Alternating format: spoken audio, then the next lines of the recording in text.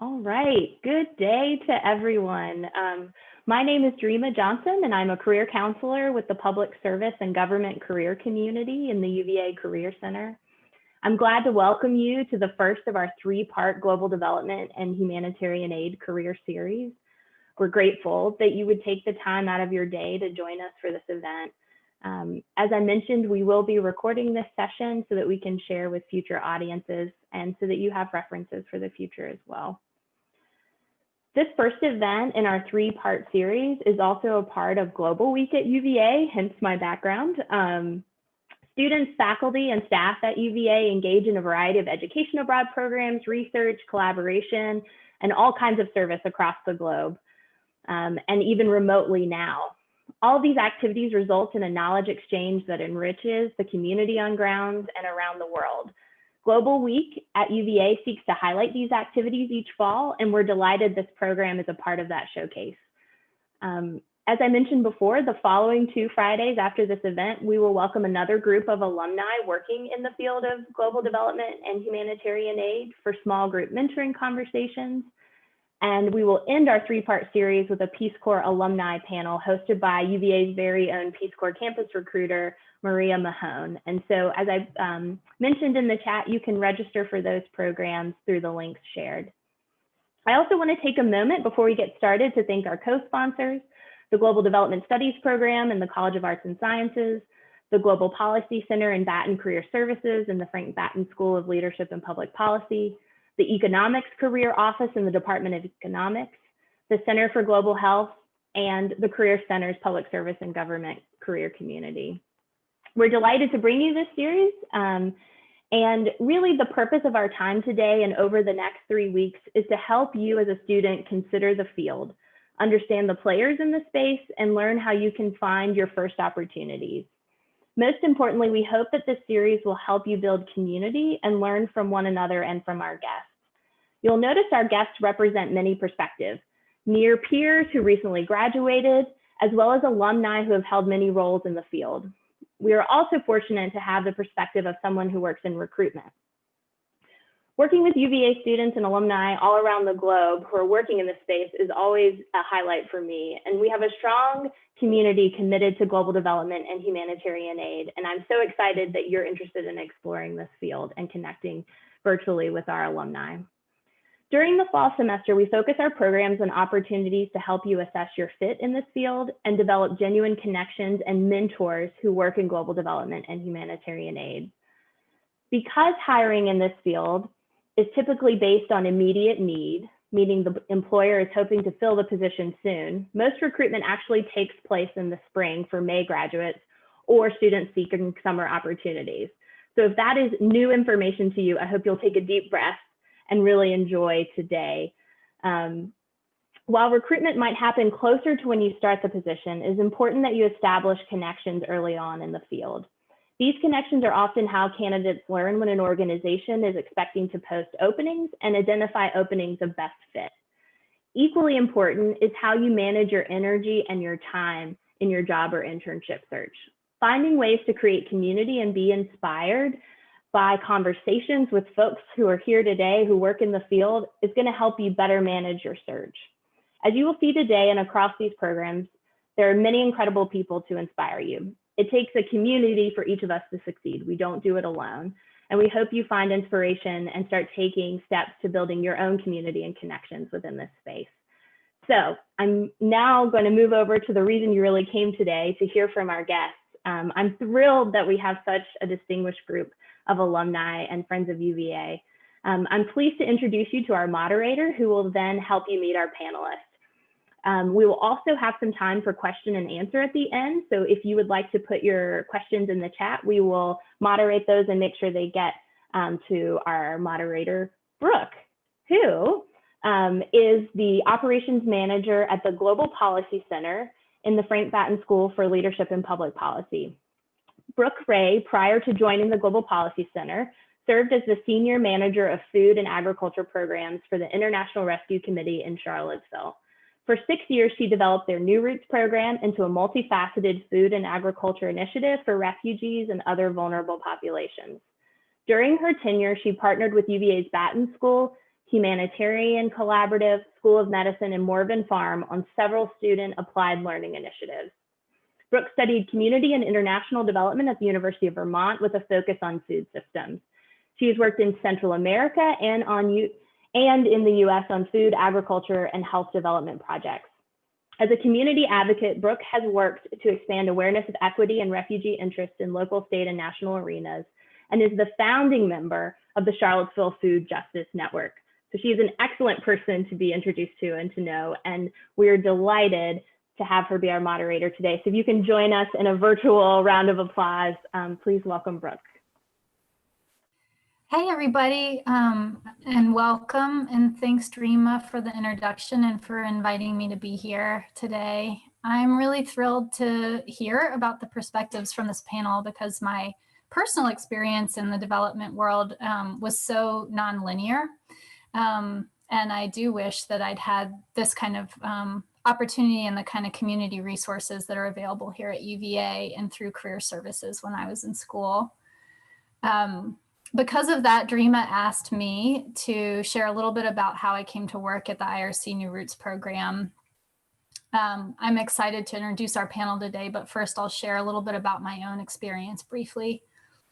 I spent a number of years working on projects and with people that intuitively interested me. In college, I worked in Honduras on research with a rural town to improve the efficiency of domestic sugarcane production. Upon graduation, I spent time working on an anaerobic methane digester project to capture energy for small-scale dairy farms across the US. I helped to start a local school gardening program, which now operates in Charlottesville public schools. I worked with a timber frame and straw bale home building outfit. I started a family gardening co-op with several friends, and I even worked as an office and events manager for a woman-owned catering company. As you might be doing, I questioned and sometimes worried that my own experience was too disparate and nonlinear to have a successful career. Yet, when I applied to work with the International Rescue Committee to build their New Roots program, it was these skills, experiences, and relationships that helped me get that job. I imagine that many of you are laser focused on what you want to do, but I was pleased to discover that there is space and there are opportunities even when one may not know or have a point A to B career track. So please come find me if you'd ever like to talk about that more, or even just for moral support. You can find me in the Global Policy Center at UVA or in my home office, as we are all doing these days. So with that said, I'd like to introduce our panelists today who have a diverse array of perspectives to share as well. We have Minahil Amin, Director of Investment for the Leadership Now project. We have Mish Bhatbayar, Business Development Coordinator for the International Research and Exchanges Board. Sean Callahan, the Program Manager for ABT Associates. Rachel Schmidtke, Associate at DAI. And last but not least, we have Monica Young, who is an associate recruiter for Creative Associates International. So welcome to all of you and thanks for being here. I'd like to begin by asking some questions directly to the panelists, and then we will save time at the end of our discussion for all of you to ask questions directly, as Dreama mentioned. You can do that at any point. Just put your questions in the chat for those of you who just might be arriving. So to start, I'd love to hear from all of you about these first couple of questions.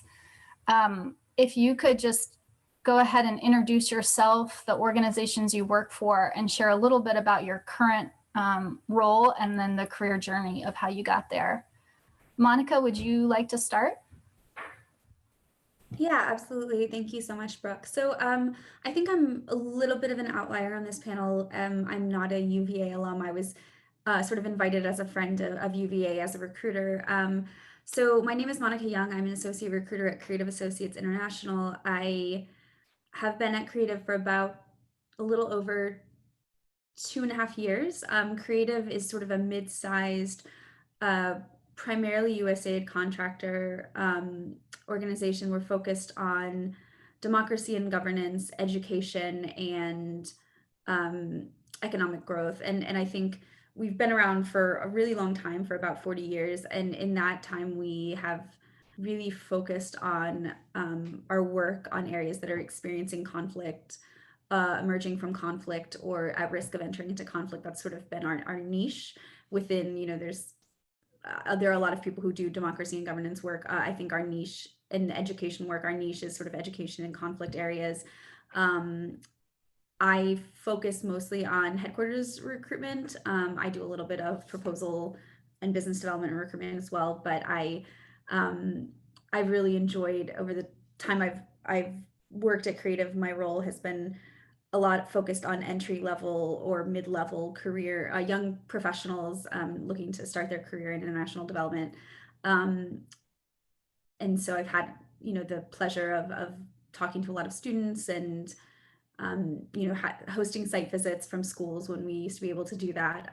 So it's a pleasure to be here. And my career trajectory, I also maybe am an outlier in that I sort of stumbled into this accidentally. So I don't know how useful it is for the panel. I was not intending to go into international development. I have a master's in international relations. I was looking to be more in like the think tank space. I got into fundraising because that's sort of a way that it's a job that people always need. So I started working in fundraising in the nonprofit sector, and fundraising sort of led me into recruitment with some transferable skills. And so this is Creative is my first international development organization that I've worked in, and it's sort of happened a little bit serendipitously. So I don't know how helpful that is, but I'm very pleased to be here, and hopefully can offer some perspectives from the recruitment side on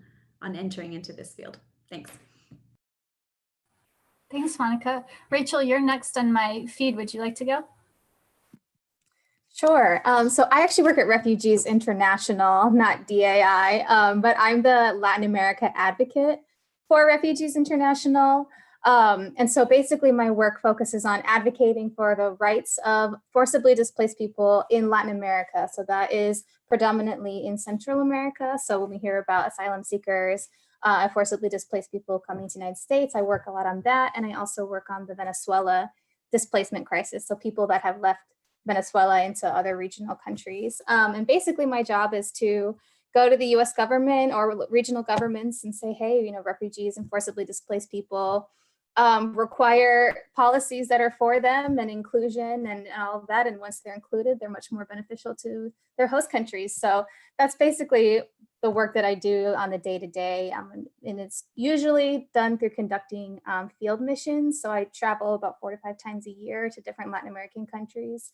Right now with COVID, that's not really happening, but that's usually the way it operates. And yeah, so my career trajectory, I went to the Peace Corps right after graduating from UVA, and then went on to work at WFP following the Peace Corps. So I had a more traditional international development, humanitarian assistance type of role. But then when I went to grad school, I realized I really wanted to focus much more on migration and refugees. My family are immigrants from Central America, and I really wanted to focus on something that was more personal to my own story and given my experience. And so my grad school time, I really focused on that. And then following that, I went on to work at a few think tanks in DC, and finally I'm here at Refugees International. Thanks.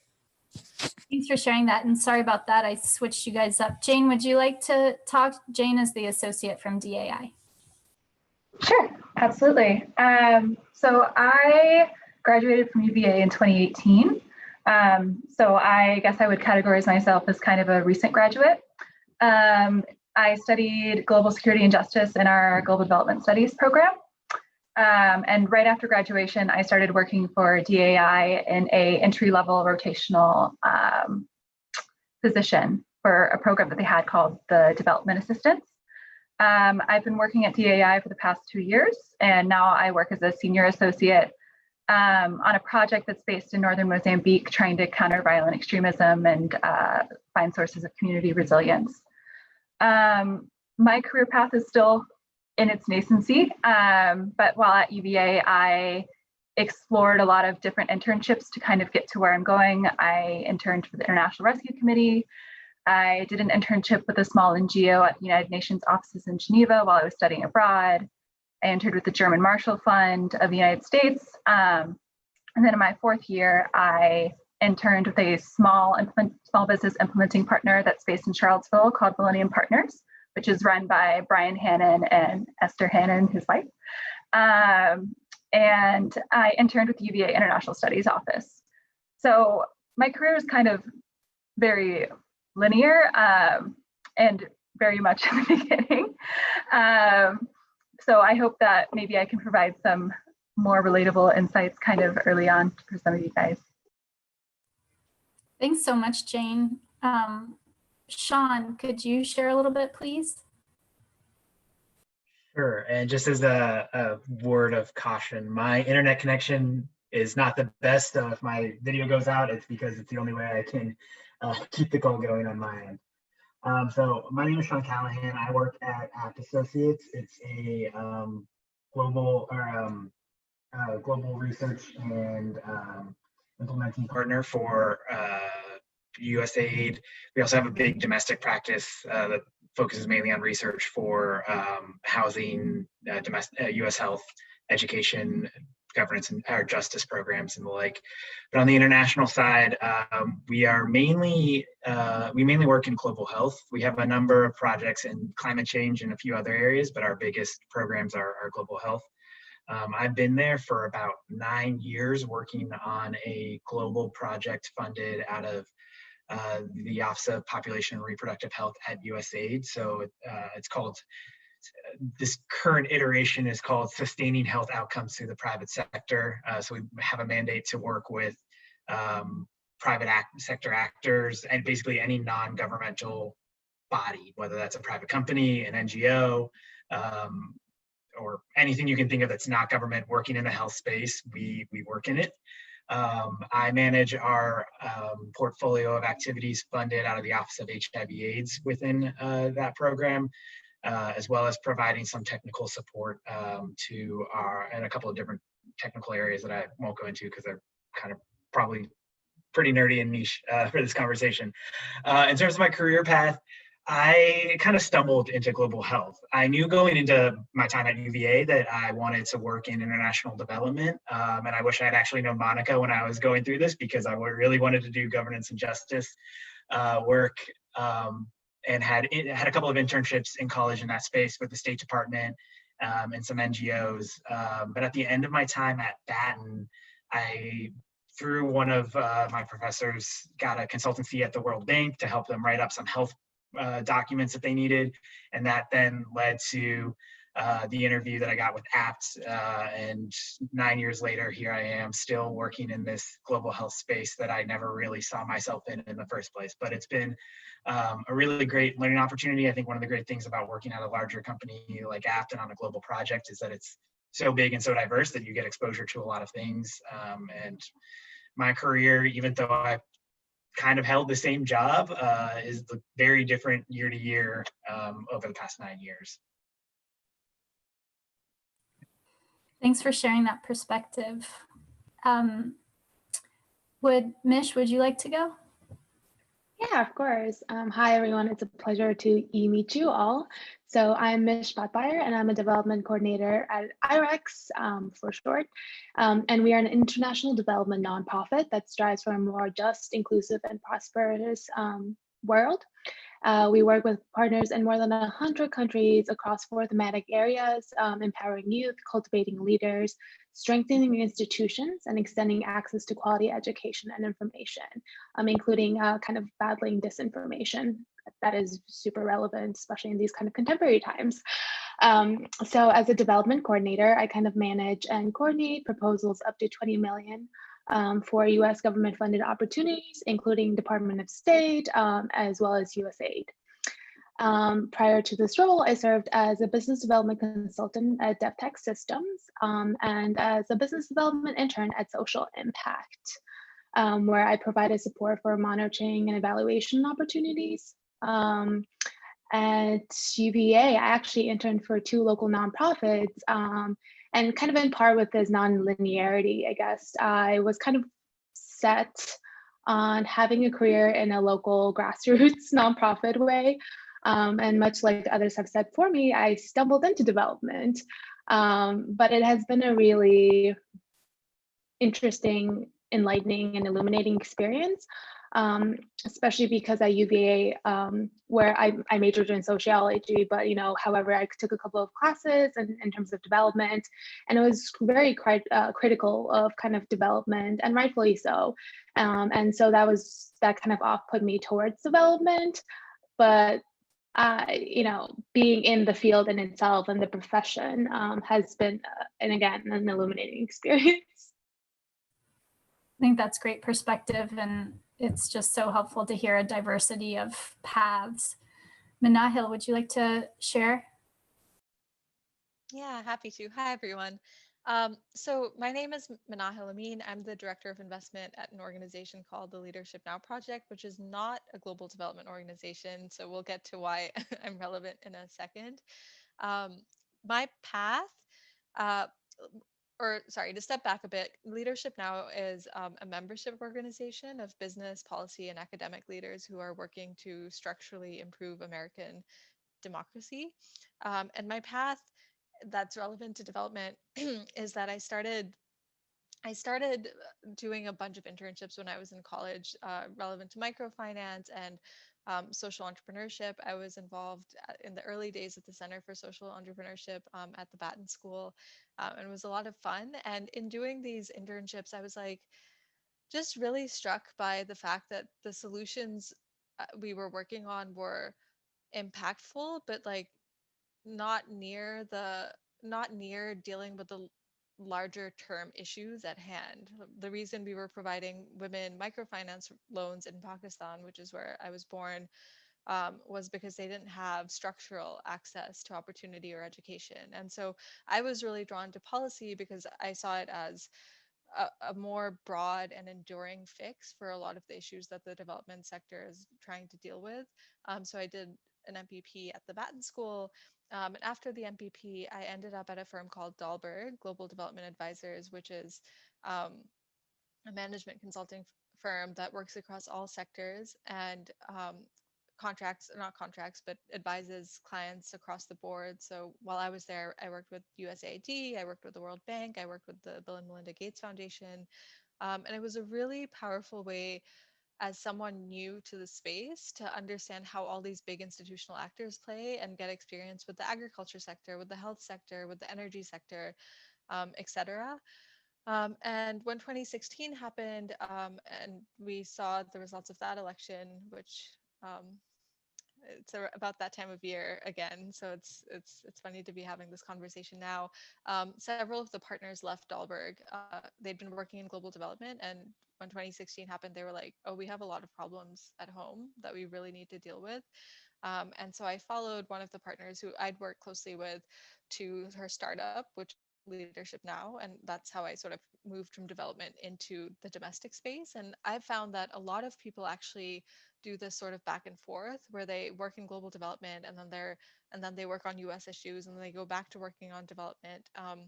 And so I want to share that there's flexibility in your career path. I'm likely after this election going to go back into the global development space. I'm not quite sure exactly what that looks like, but that's an additional layer of diversity when you're thinking about your career path. Thanks for that. And I'm just as a follow up to that, maybe we can go in reverse order. And then Monica, you can wrap up with a recruiter's perspective on this is if you all could just talk a little bit more about that first opportunity in the field that you got and what resources you used and how did you find that opportunity and kind of where you started. I know you've touched on some of that, but a little more detail I think would be helpful to the attendees here. Manahil, would you like to start? Yeah, definitely. So there's the internships that I think really helped me narrow which path I wanted to take. The first internship I got in Pakistan was one of just luck, in that my mom knew the founder of this big microfinance NGO, and so that was luck. But after that, I worked at Grameen and Ashoka. Grameen does microfinance, and Ashoka is a network of social entrepreneurs, and those were literally just applying through job boards, which is the most tedious and frustrating process I know. But that's how I got those internships. And I got Dahlberg because I had applied for an internship with them, did not get the internship in my, I think it was the end of my third year, but kept in touch with the people I'd spoken through. Like, I think keeping relationships warm is so important over the course of like time, even if, and to be genuine, right? Like I wasn't just like keeping them warm in the hopes of one day landing a position, but I kept talking to the people that I had interviewed with throughout the process of, or throughout the following year. And then when they were hiring again, got the chance to get an interview and ended up at Dahlberg that way. And then Dahlberg has opened up all the other doors for me because it's such a diverse network of people. You get to rotate teams I mean, there's downsides to this too, but you get to work with a lot of people. And so if you're good and like genuine, generally those relationships help you get to other places. So my Dahlberg network has been so invaluable to me for the rest of my career. And it started with applying for an internship through a job board. So that's that. The other thing I would say is that people say this and it's true, and it's that like 50% of the jobs are never advertised that are out there. And so just talking to people and asking them about, you know, their work, informational interviews, it is a shot in the dark, but it also can be a really lucky shot in the dark that gets you places. So I encourage that as well. Thanks. And that's a great plug for the mentoring session we'll be having next Friday as well, for doing a chance to interview folks. Michelle. Yes. So after graduating in 2018, where I'm, majored in sociology, I took a bit of an unconventional year off to travel to a couple of places to really deeply reflect, and subsequently work as a server for America's most booked restaurant in DC. And, after working and kind of fooling around for a couple of months, I guess, towards the end of the year, I ended up, I kind of decided to seriously pursue a career. And I was open to, local nonprofits, global development, et cetera. So in January, I actually attended a career fair hosted by the Society for International Development. And I think this is an annual event, so important to flag. And, like all career fairs, it was a wonderful opportunity to really learn about all these different organizations. And more importantly, it was important for networking, right? With over about 20 development organizations. And by the end of the day, I had contact information for many recruiters, as well as some who even flagged to, some who even offered to flag my CV in kind of the recruiting, black void that is applying for jobs. And then within 2 weeks, I had 3 screening or initial interviews with a couple of recruiters for both entry-level positions as well as internships, just because I didn't have any prior global development internship experience, right? It was all local nonprofits. And a month later, I started at Social Impact. So again, really stressing that kind of having a direct relationship and networking, and also being kind of unshamelessly but professionally asking for informational interviews, and really, again, harnessing that kind of warm networking is super important. I can speak from experience as a program manager that several of the hires that I made were from folks who had previously interned or volunteered with our program. So I do think that that perspective is really valuable. Who's next?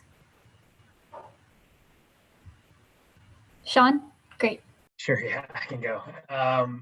So mine career path started with internships like everyone else so far. I got my first internship as part of a semester in DC program, so had a dedicated career services team focused on me. At the time, I was intimidated by UVA's career service because I was like, oh, it's so big, I'm one of many, but this program was much smaller, and in hindsight, I should not have been intimidated by UVA's at all. So that helped me get my first internship with State Department, which then was able to build up a little network that translated into an internship for my Baton MPP. When it came time to applying for jobs, though, as Dreama mentioned, a lot of the jobs in the space and the companies that hire in the space hire at need. It's not like a typical recruitment cycle, which panicked me. I was one of those people who 10 years ago was sitting in your seats applying to every job a year out when no one was hiring for the timeline that I was looking for. So towards the end of my time at Patton, I started taking a pretty scattered shot approach that, as other people said, was trawling the job boards like it was my job, and applying to anything that seemed remotely interesting. At the same time, I was, working through the networks that I had. And since I was the third class through Baton, so at that time, our alumni network was 60 people, so pretty small. And of those 60, only I think 2 or 3 were working in the development space. So thanks to Jill and others at Baton, I made sure I got coffee with them, had phone calls with them, met with them. And then the Baton professors that I had classes with were also huge resources. One of them was able to get me a small contract with the World Bank to help write some stuff up, as I mentioned previously. One of my Baton classmates helped me network my way into a job on the Hill immediately after graduation. But it was kind of a combination of all of those things, trolling the job boards and working through my networks, that just kind of led to me finding the right job at the right time, where the specific position they were looking for was related to private sector and HIV in developing countries. And I had just helped the World Bank write some briefs up on this through this contract that I'd gotten through networking. And it just, was kind of fate. So it was, it just required a lot of patience, and not a real strategy other than to just kind of throw everything at the wall and hope that something stuck. Yeah. I think a lot of people can relate to that. I just want to point out that Dreama is also loading the chat with lots of useful resources and details. So if you can take a look there and copy paste those for yourselves, for folks on here. Jane, let's hear from you. Yeah, of course. So I was doing a bunch of different internships while I was an undergrad, which can feel intimidating because I think sometimes if you haven't really looked that far into it yet, the thought might be that there might not be a lot of international relations related internships in Charlottesville. But there's actually a lot of different things you can get engaged in while you're at UVA that will kind of give you that experience. So International Rescue Committee is in Charlottesville. That was my very first internship experience, which I engaged in through the university internship program, doing kind of casework internship type of role. Also, a lot of study abroad programs might have internships built into them. So if you have a chance to study abroad, especially if you're choosing to go somewhere, like I went to Geneva, Switzerland, where there's a heavy international development, humanitarian, human rights presence. You can use that as an opportunity to start gaining some professional experience. You can always go on job boards, and you can also network through the university to find those opportunities. But outside of internships, when you're starting to look for that initial job, even that jump can still feel kind of intimidating. I was like many of you, where I had a lot of comm school friends who got their job offers in October, and I was like, oh my gosh, there's nothing. But after kind of through my experience working with Brian Hannon at Millennium Partners, I kind of learned how the industry worked a little. And so I came in with that knowledge, and I trolled job boards. One that I went on was like globaljobs.org. They usually have a good variety of international relations jobs that pop up. and it's updated daily. And DevX is another very popular development job board. But even so, like beyond the general job boards, just learning what the industry is like and what companies exist within the industry. When I started looking for jobs at the start of my 4th year, I didn't really know what a Chemonics or a DAI or an APT was. I knew that those were organizations, but I didn't know the role that they played. So in my head, I was like, oh, you've got to apply to something like Mercy Corps or the US government directly, and those are your options. But that's not true. A lot of times there's a lot more volume of opportunities coming out of these private or nonprofit organizations that serve as implementing partners. So even just directly figuring out that there's these lists of organizations that do development or humanitarian work that work directly with donor organizations, that can be a good pool of job boards to go on by just going to those company websites directly. So that's kind of what I did to find a program for DAI. Another tip is I had like a matrix of Excel applications that was very intimidating. But for me, what became key was prioritizing the ones that had just been posted. That's not to say that if you see a job that was posted 30 days ago, you shouldn't be interested in it. But for the most part, if you see something that's just posted, you should try to get an application into that posting within a week. It will just, depending on how the recruitment process works at that company, sometimes it's based on getting a certain number in and then reviewing another quota. So it might be in your best interest to be prepared once you see a good opportunity to respond to it quickly. Great. Rachel? Yeah, so during my undergrad, I had interned a few summers at USAID in El Salvador. So I knew I really wanted to go abroad following graduation. And the Peace Corps just seemed like one of the best ways to get field experience, to be abroad for a couple of years and just, get my hands dirty. So I met with a Peace Corps recruiter at UVA, and he actually really guided me through the application process, which was wonderful. So I was a gender studies and international relations double major at UVA, and he said, okay, well, your gender studies background actually would make you a really good candidate for a health volunteer, which I didn't have any health experience. So he kind of suggested a few places that I could intern during my 4th year. So I interned at Planned Parenthood my 4th year to get some health experience and make me a bit more of a competitive applicant for the Peace Corps. And this was like 10 years ago. So this was back before you could choose which country you could go to for the Peace Corps. I know that they've updated that now, so you apply directly to the country, but this is before that policy had been put in place. So I was like, I want to go to West Africa. I want to learn French. I grew up speaking Spanish, so I'm like, want to learn a new language. And they were like, well, that's great, but we're going to send you to Peru. So I was actually really happy to be in Peru. It was through the Peace Corps Peru program that I actually got my next job at WFP. I was able to volunteer my 3rd year in the Peace Corps at the World Food Program. And then the World Food Program offered me a job contract following my 1-year volunteer stint. So the Peace Corps was a really great opportunity. I think it's a well-respected organization, and it opens up a lot of doors in the international development world. So highly recommend if you're interested in doing something that's a little more intense for 2 years, sometimes 3 years abroad, but it was a great experience for me. Thanks for sharing that. And I think there's the third, if I'm not mistaken, the third in this series focuses on Peace Corps. So that'll be available to register on Handshake. Yes, that's correct. And I'll also mention that we just learned that Peace Corps is launching or reopening a few of its placement sites. So they're going to launch some candidates in January who were set to go to the Eastern Caribbean. So hopefully that means some things are opening back up. Awesome, thanks. Monica. Yeah, so I think, I'm really appreciating that there's sort of a diversity of approaches from these people. I think that proves that there isn't one set path. I think for me, what would have been reassuring when I was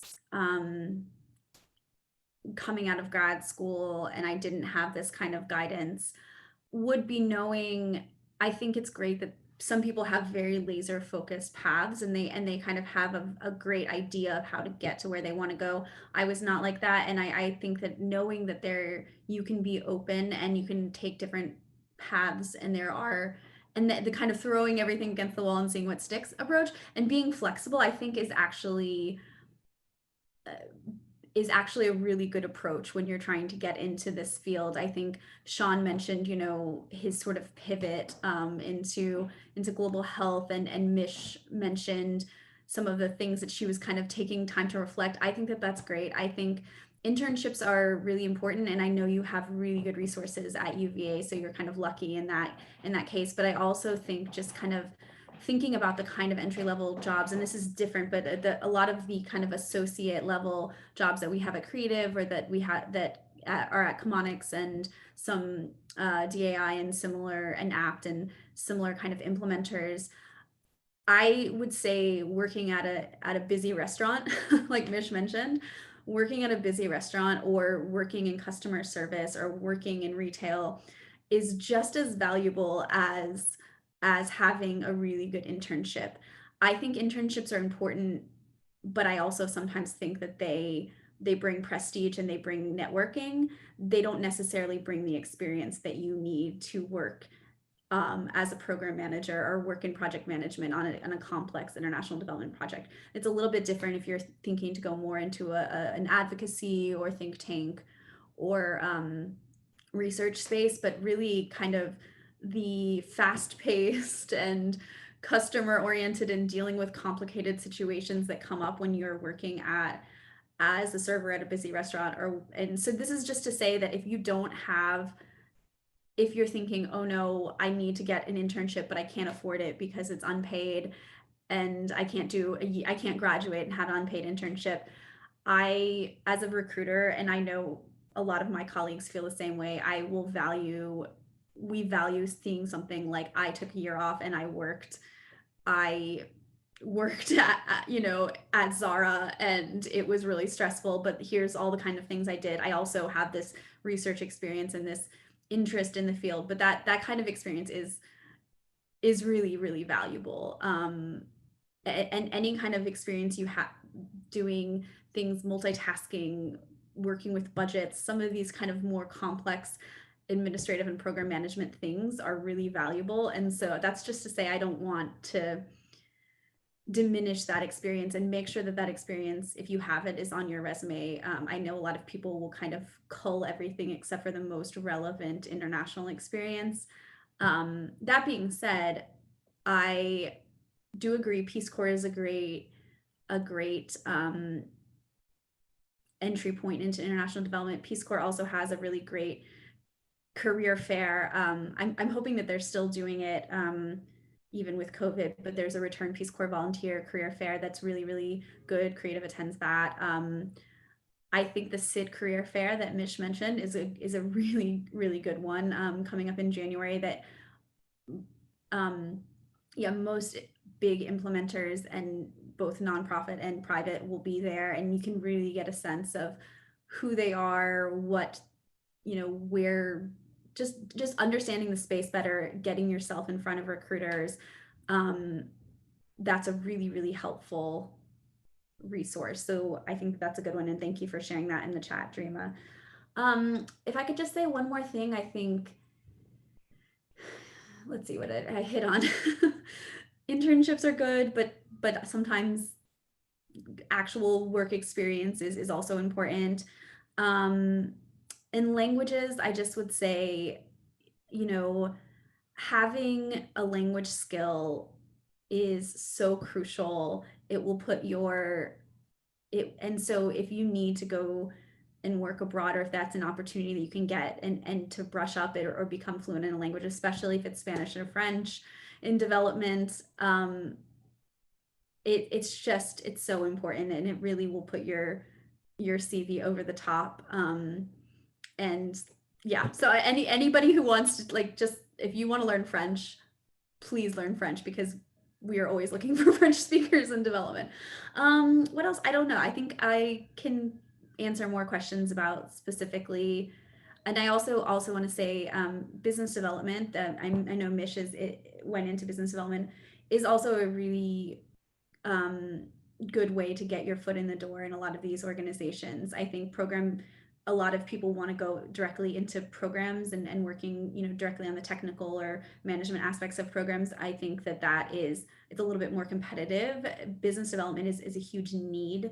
And you also get a sense of working on proposals. You really get a sense of how different clients work, and you get a really good sense, if you're in a large organization, a lot of times you'll be working kind of across different technical areas. So you can really see more of a broad sense of how the work gets put together, how it's funded, how, whether it's USAID or DFID or another big donor, how it works, how their rules and regulations work. I think that, considering business development is a really good idea if you are really looking to get a first job in international development. So that's all. Thanks. Thanks for sharing that. That was really, I think, put a nice bow on some of those reflections. And I will say, even if it's something you do just as your own internal exercise, writing a functional resume that really identifies the kinds of thematic skills that you might have or have gained in your work experience or in your just in your time in school can be really helpful, and was one of the ways that I got my job with the IRC, was by really focusing on those skills and making sure that they were clear to the people who wanted to hire someone. So I think that perspective on work experience is also really helpful. Let's turn this over to, I'll invite anyone who would like to speak about these next questions to do so.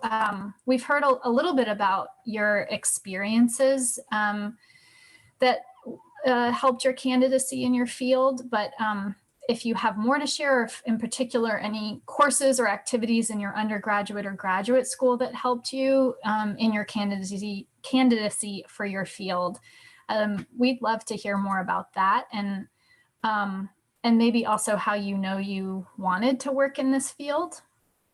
So I'll just leave it to you guys to speak up if you'd like to share. I can start. I don't know that there was any one course that really helped, but I would say all of the writing assignments that we had to go through at Batten were a significant boost for me, just because through Batten, they really kind of fine-tuned your writing approach so that it was clear and direct and to the point, which when I was applying for jobs, a lot of places were asking for writing samples, and it wasn't until I got hired that I learned that a lot of people can't write very well. So they're always looking for people who can really take these complex ideas and craft a succinct statement about your accomplishments and what you achieved, or advocate for why you should be doing something. So just any kind of opportunity you have to work on your writing skills, whether it's a writing course or in some other class where you have to write a bunch of papers, I think really take that seriously and work on that. Yeah, and just to ping in, the way that I initially got my foot in development through my internship at Social Impact was because at the fair, one of the recruiters at Social Impact was actually a UVA alumni. But, she looked at my experience, and it was, internships at local nonprofits. And in addition, I was also a program director at Madison House, which is the UVA kind of, premier student volunteer service center. And she looked at it and she's like, so do you have any experience with the recruitment, right? And I was like, yeah, as a student program director, that was part of my kind of shtick. And that was not because of my internship experience, right? And so just kind of emphasizing what Monica said in terms of even if it's volunteer work, or even if it's not as exclusive or selective of an internship at USAID, which are all awesome, just to be mindful of this kind of more inclusive and accessible way of marketing yourself, right? So it really narrows down to how you edit and customize your CV, or I guess resume. And for each kind of job, you should be doing that. I know it's kind of super overwhelming if you're applying to 100 jobs and you're like, I don't want to edit all my CVs. So finding a balance and approaching it in a more smart and efficient way of being okay, I want to apply for program assistant jobs. I'm going to edit my CV to match what program assistants do and like really illustrate my past experience and highlight how this experience is transferable for, working at Creative or DAI. Rachel, did you want to add something? Sure, yeah. So I was going to say that my gender degree actually was really, really beneficial for me in this field. I had, like I said, I had the double major of the international relations and gender, but I think it was actually the gender courses that I took that gave me a little bit of a competitive edge, because I had this other sort of niche specialty or experience that I think made me a little bit more competitive. I think specifically work like, gender work or climate change or anything else. They're really popular and important topics that are being talked about in the international development community specifically. And so I think if you have any sort of additional perspectives or experience in something that is a little more specific, I think that is a really great career advantage. And I worked as a gender consultant at the World Bank and at WFP. And it was really because of that gender experience that I had that gave me just a little bit of a boost when applying for jobs. So. Yeah, and I would just add, and I'm not as familiar, to be honest, with the UVA school and the kind of courses that are offered. I apologize. I went to American University, so I know different schools kind of have different specialties, but really thinking on the gender is always a good thing to have. That's something that's hugely in demand in international development. I think almost every implementer and nonprofit is looking at things through a gender lens, or they might have their own specific gender practice area working on gender focused projects. So I think that that's really important. But there are, if there are specific things that you're really interested in, I know, for example, Creative does a lot of education programming. I know this is a little bit different, and this isn't maybe the correct audience, but if you were looking to go into education, teaching experience is important. If you're looking to go into governance or democratization, then those kind of courses are important. I think they show that interest, but it's also it doesn't need to be limiting, but I do think that that's important. And I also just want to absolutely underline what Sean said about writing skills. That's one of the easiest things that you can use to set you apart. Writing skills and being able to write succinctly and write well is always going to be important in pretty much every facet of international development. So people who have that skill you're already ahead. And then I already gave a plug for language skills, but I just want to say it again. Taking language skills, learning languages is so important for this field. So any chance to do that is really important. Great. And just maybe as a little bit of a follow-up to that, I think, Monica, this may be directed at you, but I also think others might have perspective as well. How are current entry-level applicants gaining experience into the field? Are there key responsibilities of these positions that you're seeing, or are any others in this group have anything they'd like to add to that? I didn't quite understand the question. How are current, maybe I'll pose this to everybody, and if someone has something they'd like to share, just curious about what are the skills and responsibilities of current entry-level positions in the space, and how are current entry-level applicants gaining access? Yeah. We talked a little bit about internships, but is there anything else people would like to add? Yeah, I can jump in maybe.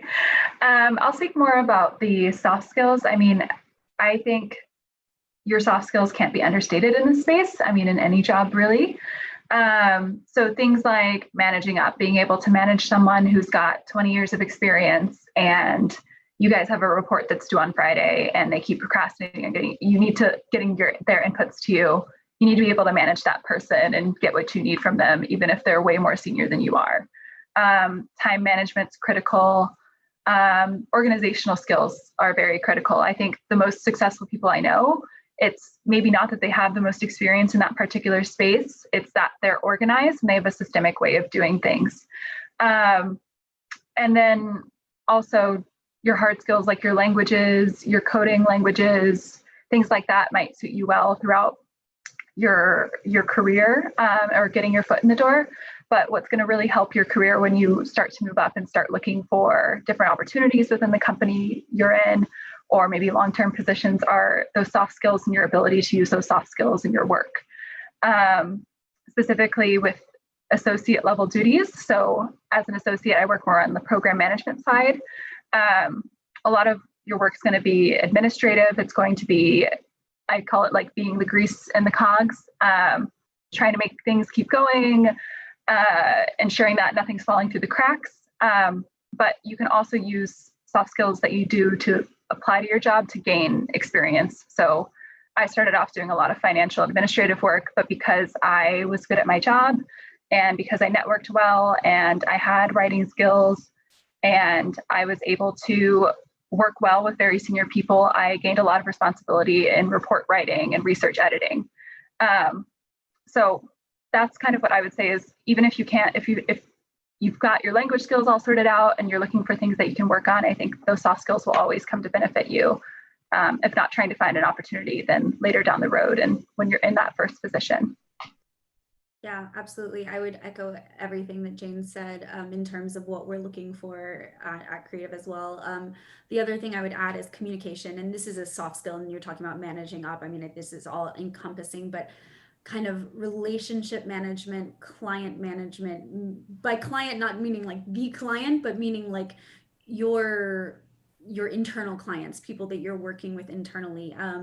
You know, if you are supporting a project in the field, there are going to be project needs that you're going to have to know people who are, you know, either working in headquarters or in the field, who are going to be able to get things for you. So for example, like let's say there's you're trying to just to give an example of something that, you know, an associate might do on our projects, they are, you know, you're trying to engage consultants you're trying to hire consultants on your project, and you need something from a contracts person. You have to have these good relationships with finance and contracts and kind of understand who these people are, and building these relationships that will help make your job easier and help make sure that your project is running smoothly. So I do think that having, you know, excellent communication skills and ability to communicate on different levels with intercultural communication is also really important, especially if you're based in DC and you're working closely with people who are working in the field. I think having that kind of intercultural competencies are really, really important. So that's kind of where a lot of the having worked with diverse backgrounds of people, whether it's in the United States or abroad, is really important. And for that communication. And yeah, definitely being able to successfully communicate with people who are at higher levels than you, and then sort of across different types of functions within the organization is really, really important. That's the soft skill part for sure. Thank you both for sharing that. I'd like to get to a couple of more questions and then have a chance to answer some of the questions that have been coming in the chat. So if folks have questions that they'd like the panel to address specifically, you can pop those in the chat and we'll try to get to those. I'd like to talk a little bit about diversity, equity, and inclusion, because I know that that's a focal point at the university right now and nationally. And I think that there's some, and around the globe, given the critical approach that students learn in their coursework, how do you all see the field of global development and humanitarian aid addressing challenges to advancing diversity, equity, inclusion in your work? And what role can new professionals play? With that, I think there's like two aspects to that question. One is in terms of the actual content of the work, and then the other is in terms of how your organization functions and implements the work. For the former, that's something that, you know, is kind of baked in. Rachel's touched on it a lot when she's talked about the value that her gender perspective and education brings to the work. But gender and social inclusion, it's, at least in USAID projects, it's baked into it. So like having those skills to understand what that actually means. And it's not just, oh, okay, we work with women, but like, are we addressing actual gender-based barriers? Are we being, gender agnostic or gender transformative, or like really understanding what that means is part and parcel of the work now. It's expected, I think, of a lot of projects coming out of USAID. In terms of how the organization functions, I think that's the bigger challenge. A lot of like bigger companies like APT, we're bureaucratic, and we are have to be to function at the scope that we do. But I think given the times we're in, there's a lot of internal looking at how we operate to make sure that not only are we serving our clients well and the beneficiaries of the work, but employees. And so there's a lot of work to make sure that we are, walking the walk ourselves with regards to diversity, not just, from a racial or gender perspective, but from an age perspective as well, and making sure that junior staff have the opportunities to grow and to learn. And so I think, being able to come in and advocate for yourself in that kind of within your organization is just as important to make sure then that your organization is doing the work well.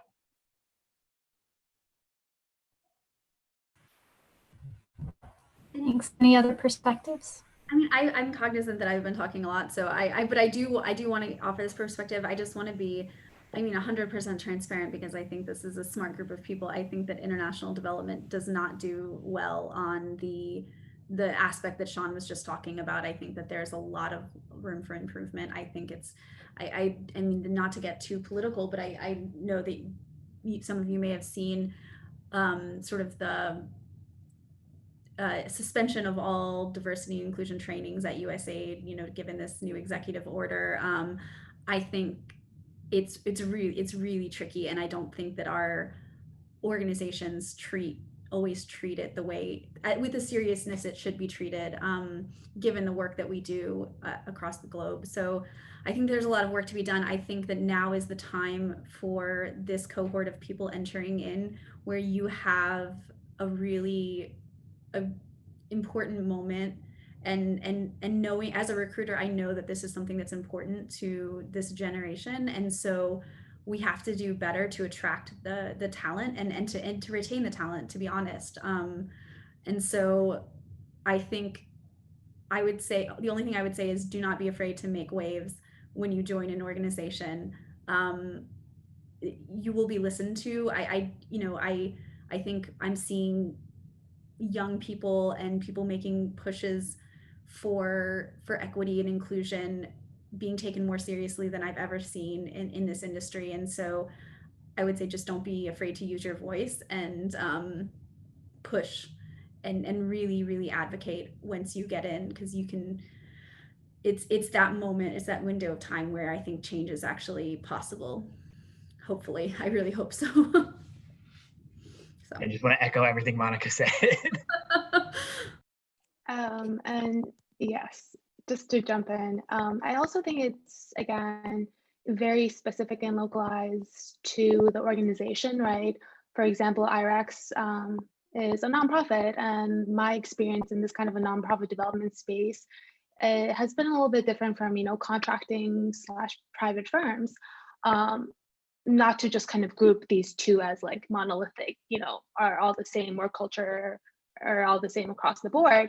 But at least I've definitely noticed IREX has a lot of internal initiatives, right? We have actually robust working groups that address diversity, inclusion, and equity, as well as, my coworkers are very kind of like skeptical and critical of the work that they're doing and their relationship to it, and are, thinking of ways in terms of like power dynamics, how to concede power in programming, right? And just thinking in the broader sense of like more of a I guess, the politics or the philosophy of development. And if not within an internal like bureaucratic organization space, right?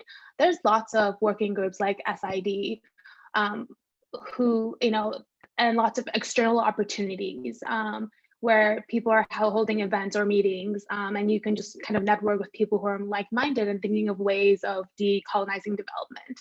And for me, that is definitely a very important piece, an important priority of mine.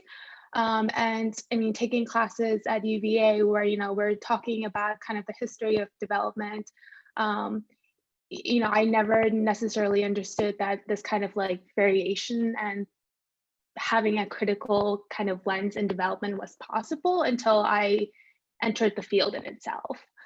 So just knowing that there's a lot of variety in terms of like what people can do or the organizations, and there's always different ways of like, thinking about things or suggesting things.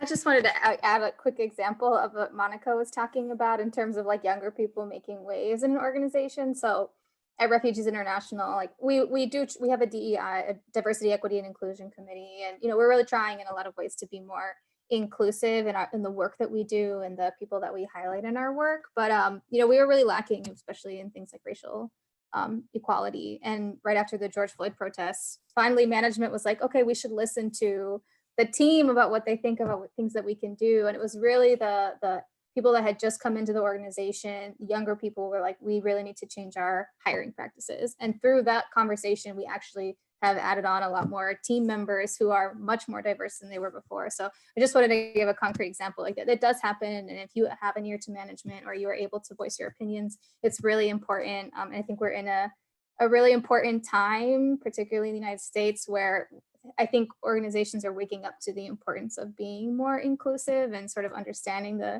racial disparities and gender disparities in our country. So I think use this moment to speak your mind and to push for better inclusive policies in your organization. And I know you guys probably aren't interviewing yet for your first role, but I would say when you're interviewing, ask the hard questions about equity and inclusion and diversity. I think it's a little bit hard to think of it this way because I know that we're in a sort of a very difficult time to graduate and look for jobs, but you're also interviewing the company and the organization. They are also, you're interviewing them to see if it's someplace that you want to work. So really ask those hard questions and see what kind of answers you get. And I think that if that's something that's important to you, you need to ask, and you can't just assume that they're doing the right thing, and ask hard questions about company culture and things like that. But I definitely, around those things, it's a good time to ask those questions before you get into an organization. Thanks for that. I think this is a topic that deserves a lot of airspace and could probably be its own series in and of itself, but I appreciate the initial perspectives that you guys have lent to this. One final question that I have for you, and then we'll look at some of the things that have come up in the chat. But this was actually along the lines of a request we got from a student earlier before we started, was, that humanitarian work, we know, and development work can be both fulfilling and draining for professionals for a number of reasons. And I'd love to hear from some of you about how you've cultivated resilience in your own well-being in your work, and protected your mental health, particularly around working with clients or around topics that are difficult. I can start, yes. So I work within a part of DAI called the Center for Secure and Stable States, which specifically works on programs in conflict-affected areas in places undergoing political transition and post-conflict crises. It is hard. I think most people go into development, linearly or unintentionally, because they care a lot about the work, and they care a lot about the people. Development's really a place where you're working for people, with people, and it can become very intense.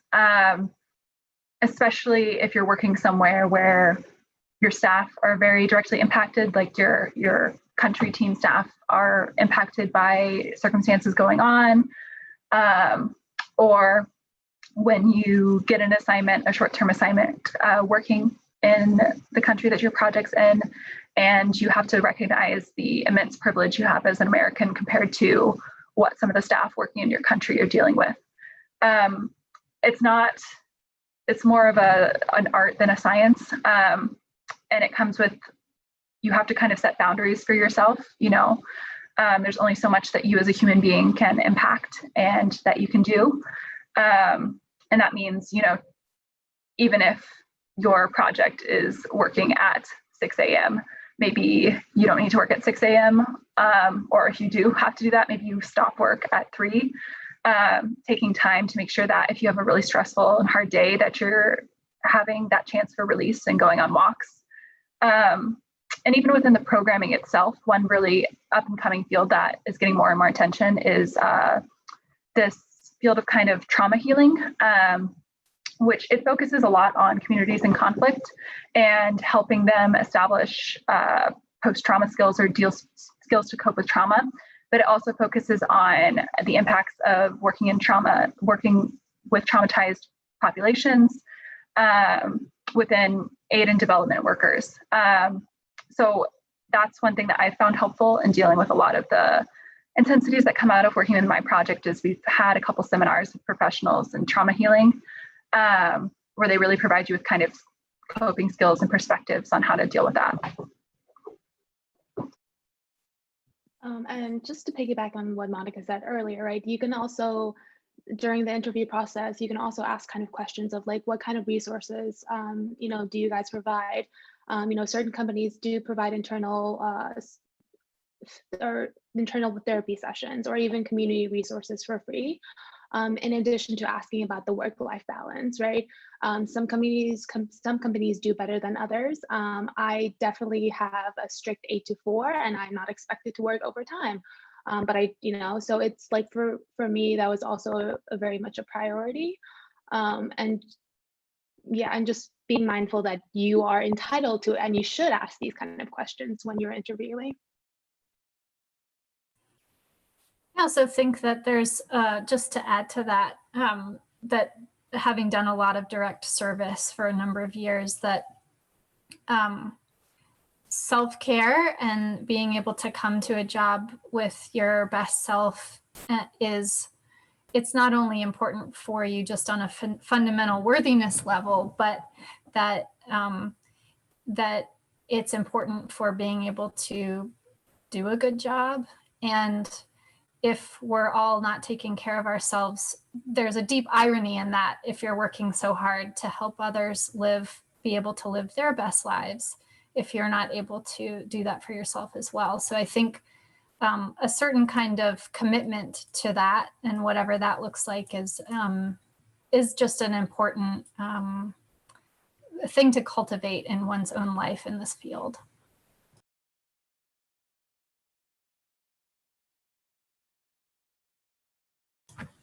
Let's turn to some of the chat questions. Let me see here. Okay, so one of the questions was, do I need a graduate school degree for a career in international development?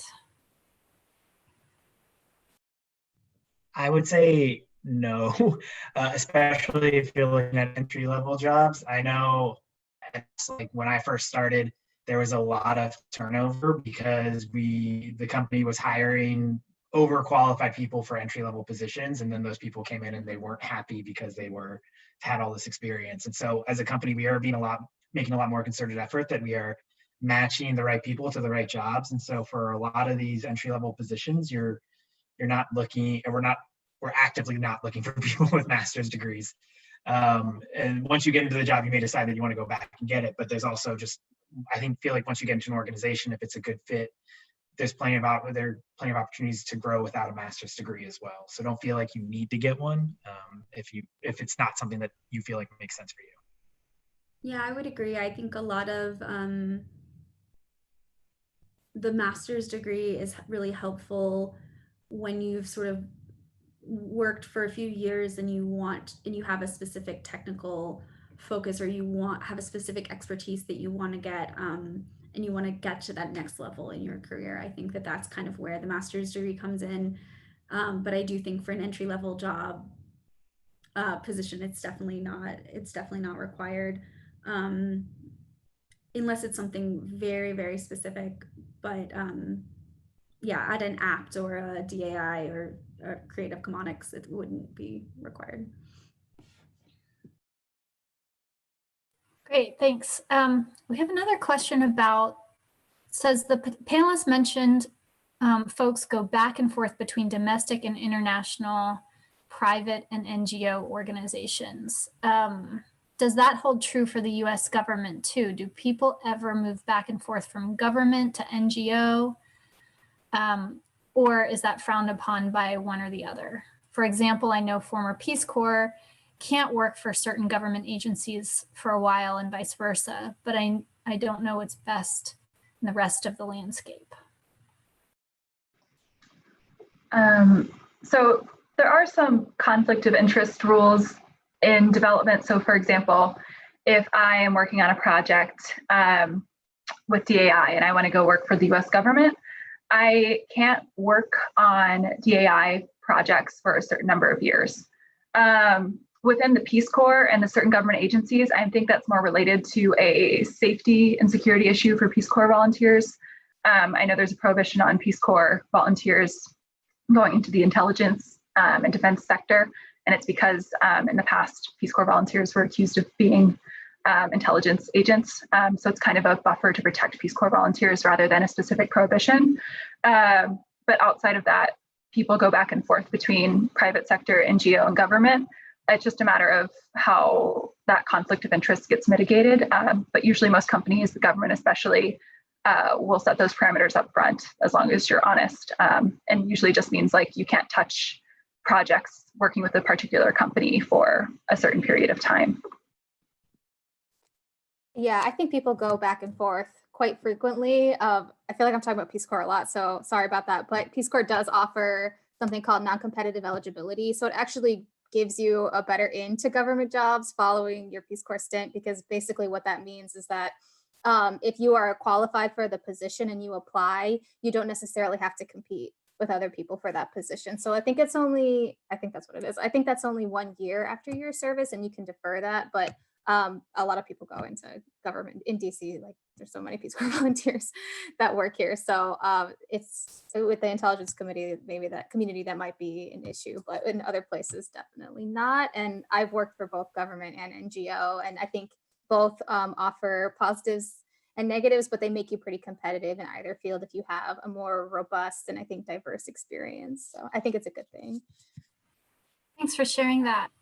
Oh, as Rachel mentioned, also non-competes are proliferate across development. And so if you do sign a non-compete, then, there are restrictions within that, but at least as my kind of understanding has been, those are very rare and few. And if you do, it's like you're, very, very red tape kind of work. I think we have time for maybe one more question. What ideas or suggestions do you have for nourishing connections virtually in our new reality? I mean, this isn't a new one, but because I feel like everyone's been doing it since, at least since I was in school 10, 12 years ago, but phone calls, like it was really hard for me as a student without a car to get up and have in-person, coffee dates with people as I was networking. But I think, so I would just call people up and schedule phone call, email with them. I think now people are a bit more open to that because this is the new normal. There's no real coffee dates anymore. So I always email someone first to make sure they're okay talking to you, but phone calls are Zoom calls now, everyone's doing it. It's super easy. You shouldn't feel weird about reaching out to ask for someone for help or trying to stop. Yeah, I agree. The one thing that's been really difficult for me as a recruiter is virtual career fairs. I think this kind of format of this panel is actually it's still very valuable. I think the virtual career fair has just been, I have not found it to be as easy to connect with people as the in-person. So I think that's a challenge. I mean, it's a challenge for me as a recruiter as well. Just it's really hard to get that sense. But I do think, connecting on LinkedIn, sending, out requests for informational interviews, talking on the phone, is definitely something was done before the pandemic, and it's still a really good way to connect. So, and with the better technology we have, a video chat can also work. If you find phone calls to be, I know some people don't like the phone because you can't see people's reactions. So yeah, I think requesting a video call is also totally a good strategy. I'd also just like to add that I think a lot of times when people think of networking, they think of it being with someone who's much more senior, but a lot of the times the networks that serve you the best are with your peers and people who are currently on this, listening to this panel with you. So it might be more difficult to go to a career fair and meet with a recruiter right now. Even just building strong networks within your classes at UVA, within the organizations you work in, it will serve you so well, because if you build strong connections with those people, they'll let you know when openings come up in their companies. Even down the line, they might think of you for an opportunity and send something your way years and years down the line. I mean, I see that happening regularly for more senior positions, as someone encountered someone along the way, they're roughly peers, and they thought that they'd be good for the opportunity, so they sent it along their way. So don't underestimate that. It doesn't always have to be with panelists or recruiters. Sometimes the best things you can do for yourself in your career is to network really well with the people in your immediate vicinity. Really want to echo that last one. All of your classmates' networks, if you are, and this is going to sound cynical, but it's not. All of your classmates' networks are also your networks. If you are doing the work to really, bond and form those connections. So that's how I got my first job out of grad school. Was one of my classmates put me in touch with someone who put me in touch with someone who hired me. So don't feel like you need to always go for senior people. Well, I think we're kind of getting close to needing to wrap up. So I want to just give a huge virtual thank you to all of you for sharing so much. This has been very enlightening, and really appreciate all of your time.